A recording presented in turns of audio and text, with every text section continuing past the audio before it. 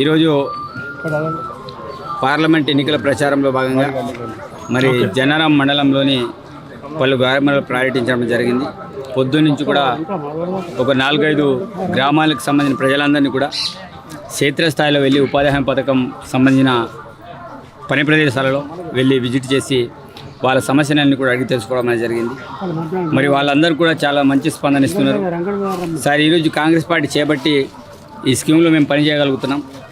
వాస్తవంగా పేదోళ్ళకి కాంగ్రెస్ పార్టీ ఒక వరంలాగా ఆ రోజుల్లో ఉపాధి హామీ పథకాన్ని తీసుకొచ్చింది. తప్పకుండా ఇంకా భవిష్యత్తులో కూడా దీన్ని వ్యవసాయానికి అనుసంధానం చేయాలని చాలామంది రైతులు కోరుకోవడం అనేది జరిగింది. మరి మా రాహుల్ గాంధీ మేనిఫెస్టోలో కూడా ఆ రోజుల్లో పెట్టినాం. ఏదైతే ఉపాధి హామీ పథకం ఉందో దాన్ని వ్యవసాయానికి అనుసంధానం చేస్తామని చెప్పడం అనేది జరిగింది.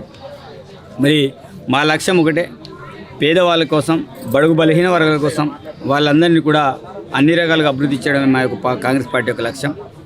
మరి ఈ ఎన్నికల ప్రచారంలో రాహుల్ గాంధీ చెప్పినట్టు 5 ఏవైతే న్యాయ సూత్రాలు ఉన్నాయో వాటిని క్షేత్రస్థాయిలో తీసుకెళ్లడంలో మా కాంగ్రెస్ పార్టీ కార్యకర్తలందరూ కూడా పనిచేస్తున్నారు.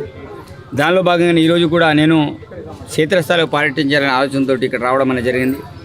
తప్పకుండా ఈ ఎన్నికల్లో పేదింటి బిడ్డైన ఆత్రం సుగ్న గారిని గెలిపించాలి. ఎందుకంటే ఆనాడు ఈ ప్రాంత ప్రజలందరూ కూడా పేదింటి బిడ్డని చట్టసభలో పంపించారు.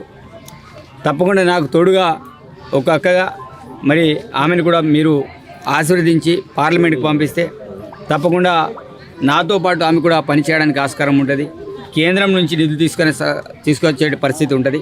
కాబట్టి మనం అక్షరకంభంలో ముందు వరుసలో ఉంటే ఆదిలాబాద్ జిల్లా మరి పార్లమెంట్ నియోజకవర్గం మరి తప్పకుండా ఈ ప్రాంత వాసులందరూ కూడా ఈ ప్రాంత బిడ్డని ఆశీర్వదించి మరి గెలిపిస్తే తప్పకుండా ఆమె కూడా నాలాగానే పార్లమెంటు గెలమెత్తుతుంది.